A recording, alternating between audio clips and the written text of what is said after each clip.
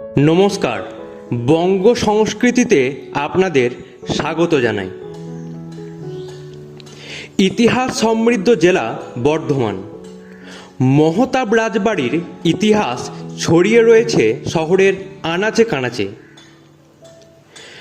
জানেন কি, এই বর্ধমান শহরেই রয়েছে রাজ্যের সবচেয়ে বড় শিবলিঙ্গ।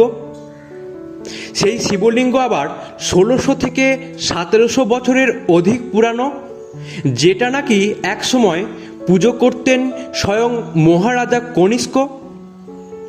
তবে চলুন আপনাদের দর্শন করায় সেই শিবলিঙ্গ।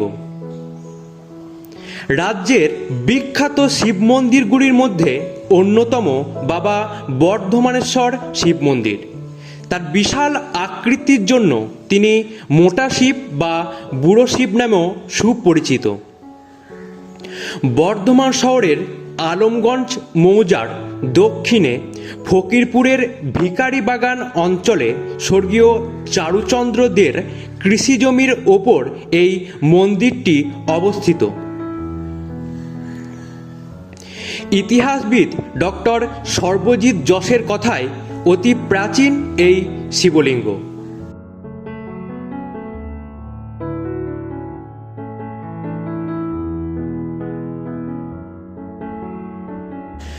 সম্রাট কনিষ্ক বৌদ্ধ হলেও তিনি ছিলেন ভগবান শিবের পরম উপাসক। ইতিহাস থেকে জানা যায়, আজ থেকে আনুমানিক ১৭০০ বছর পূর্বে ১৩ টনেরও বেশি একটি বিশাল কোষ্ঠী পাথরের শিবলিঙ্গ কনিষ্ক প্রতিদিন পূজা করতেন। ইতিহাসের কালচক্রে কুষাণ বংশের ধ্বংস হয় এবং এক সর্বগ্রাসী বন্যায় এই শিবলিঙ্গ জলের তোড়ে ভেসে যায়। তবে এত বৃহৎ শিবলিঙ্গ কিভাবে জলে ভাসবে তা নিয়েও বিতর্ক রয়েছে। তারপর কেটে যায় বহু বছর।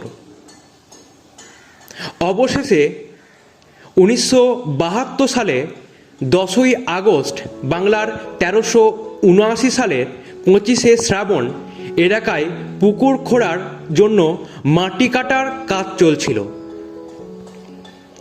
সেই সময় হঠাৎই পাথরের গায়ে আঘাত লাগে গাঁইতির। কৌতূহল বাড়ে শ্রমিকদের। ধীরে ধীরে খোঁড়া হয় মাটি। বের হয়ে আসে বিশালাকার গৌরীপট্ট সহ এই শিবলিঙ্গ, যার উচ্চতা প্রায় ৬ ফুট, ওজন ১৩ টনেরও বেশি, ব্যাস প্রায় ৬ ফুট ও গৌরীপট্টের পরিধি প্রায় ১৮ ফুট। গোটাটাই একটি কালো পাথর নিপুণভাবে কেটে তৈরি। ক্রেনে করে তুলে পাশে স্থাপন করা হয় সেই শিবলিঙ্গ, যা আজকের এই বর্ধমানেশ্বর শিব। বর্ধমানের বিশিষ্ট চর্মরোগ বিশেষজ্ঞ ডক্টর সুবোধ মুখোপাধ্যায় এই শিবের নামকরণ করেন বর্ধমানেশ্বর।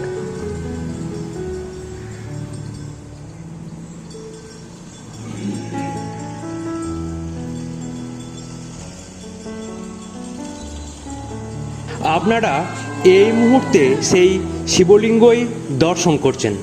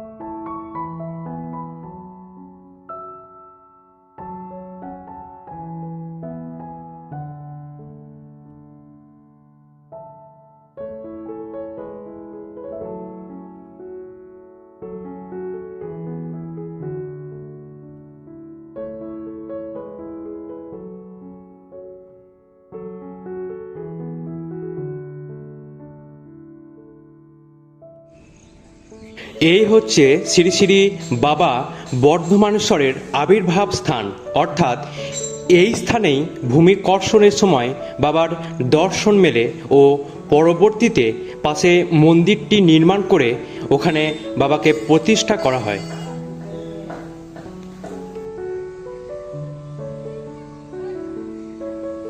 আপনারা এই মুহূর্তে শ্রী শ্রী বাবা বর্ধমানেশ্বরের আবির্ভাব স্থানটি দর্শন করছেন। দর্শন করুন।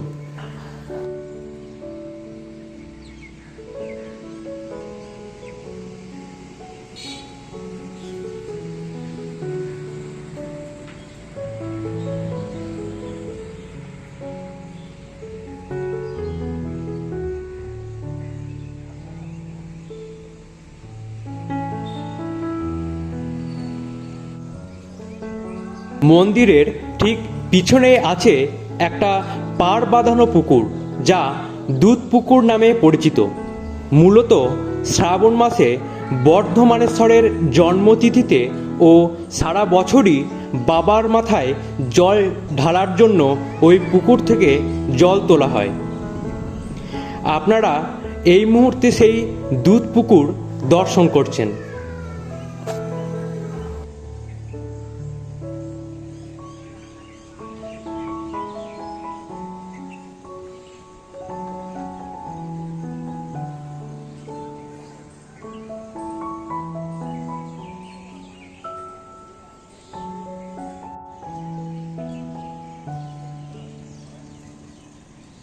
বাবার মন্দিরের একদম পাশেই রয়েছে একটি নারায়ণ মন্দির।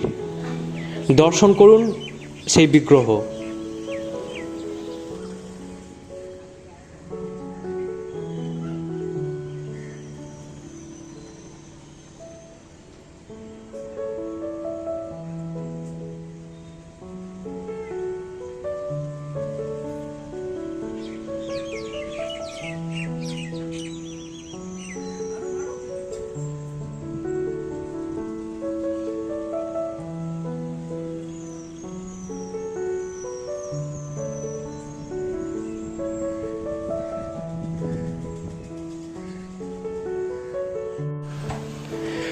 হিন্দু ধর্মে শ্রাবণ মাস অত্যন্ত পবিত্র।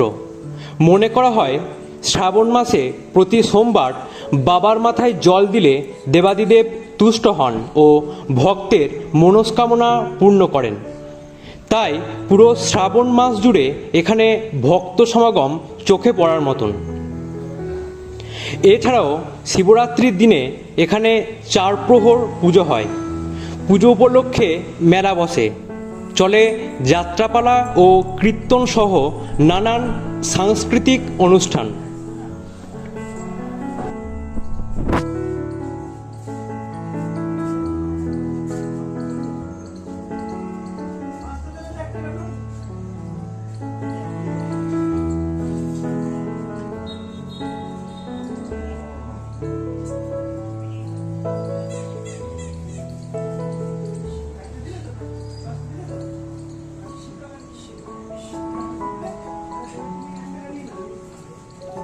ভিডিওটি আপনাদের কেমন লাগলো তা জানাবেন।